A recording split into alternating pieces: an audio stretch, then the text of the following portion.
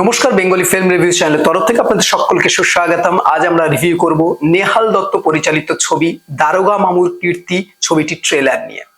প্রথমেই বলে রাখি যে অনেকদিন বাদে আমরা কিন্তু রঞ্জিত মল্লিককে পর্দায় পেয়েছিলাম এবং সেই ছবিটি রঞ্জিত মল্লিক কিন্তু জাস্ট ফাটিয়ে দিয়েছিলেন, সকলের কাছে সেটি প্রশংসিত হয়েছিল।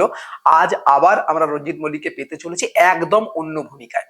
যদিও রঞ্জিত মল্লিককে অ্যাজ এ পুলিশ ইন্সপেক্টর আমরা কিন্তু বহু জায়গায় পেয়েছি এবং একজন কঠোর পুলিশ ইন্সপেক্টর হিসাবেই আমরা সাধারণত তাকে সমস্ত ছবিতে দেখে থাকি, কিন্তু এই ছবিটি একদম অন্য জনরার।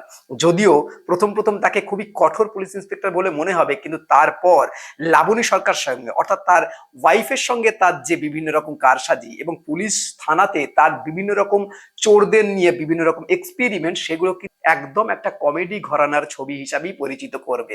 ফলত এই জায়গাটা কিন্তু এই ছবির একটা নতুন টুইস্ট বলা যেতে পারে, কারণ রঞ্জিত মল্লিক একদম অন্য ঘরানায় আমরা পাচ্ছি। ছবিটির গল্প যদি আমরা ছোট করে বলি সেক্ষেত্রে এরকম দাঁড়ায় যে কালী নারায়ণপুর বলে একটি জায়গা, যেখানে প্রচুর ডাকাতি হয়, প্রচুর পরিমাণে ক্রিমিনাল আছে। ফলত সেই ক্রিমিনালদের রোকবার জন্য একটা পুলিশ ইন্সপেক্টর আসছে। এই পর্যন্ত কিন্তু সমস্ত জায়গায় সমস্ত ছবিতে আমরা পাই, কিন্তু সেই পুলিশ ইন্সপেক্টর যখন আসে তারপরের যে ঘটনা সেটাই কিন্তু ডিফারেন্ট করে দিচ্ছে এই ছবিটিকে।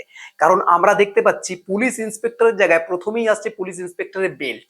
ফলত কেন বেল্ট আসছে? কারণ তার পরিচয় হচ্ছে বেল্ট। তিনি নাকি এই বেল্ট দিয়ে এনকাউন্টার করে। তাহলে বুঝতে পাচ্ছেন যে ছবিটির মাত্রা কোন জায়গায়, কোন কমিক জনরার ছবি এটা হতে চলেছে।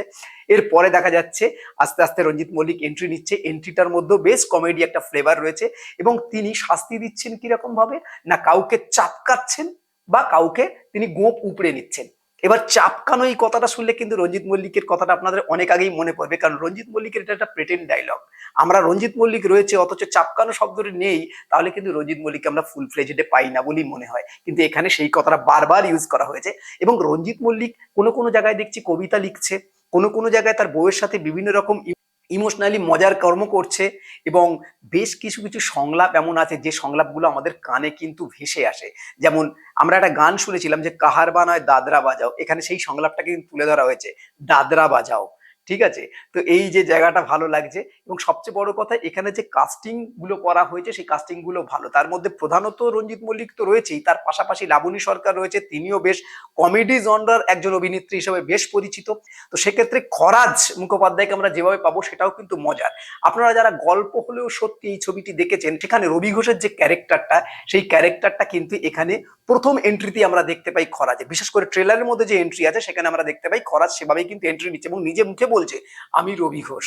ফলত পুরো গল্পটার মধ্যে কিন্তু ভরে ভরে কমেডি ফ্লেভার রয়েছে এবং সেখানে সংলাপগুলো যেভাবে লেখা হচ্ছে সেই সংলাপগুলো কিন্তু এন্টারটেনিং, সেগুলো কিন্তু ওয়ার্ক করছে বেশ। এছাড়া গল্পের স্টোরি লাইনটাও কিন্তু আমার ভালো লাগছে, কারণ জেনারেলি এই জাতীয় গল্প কোনো একটা জায়গায় সেখানে চোর ডাকাত রয়েছে, তাকে পুলিশরা ঠিক করতে আসছে, সেই জায়গায় পুরোটা একটা মারামারির দৃশ্য, একটা সিরিয়াস জনরার ছবি হয়ে যায়, কিন্তু এইটাকে পুরোপুরি একটা কমেডি জনরায় নিয়ে যাওয়ার এরকম দৃশ্য কিন্তু খুব একটা ছবিতে আমরা দেখতে পাই না। এই জন্য এই ছবিটি কিন্তু ইউনিক হতে চলেছে। যদি কিছু টেকনিক্যাল পার্টের কথা বলি সেক্ষেত্রে বলতে হয় টেকনিক্যাল পার্ট আমার কিন্তু বেশ ভালো লেগেছে। আর এডিটিং থেকে শুরু করে তার কালার গ্রেডিং যেভাবে করা হয়েছে একটা কমেডি ফ্লেভারের ছবির জন্য সেটা কিন্তু একদম উপযুক্ত এবং ব্যাকগ্রাউন্ড মিউজিকটাও আমার বেশ ভালো লেগেছে।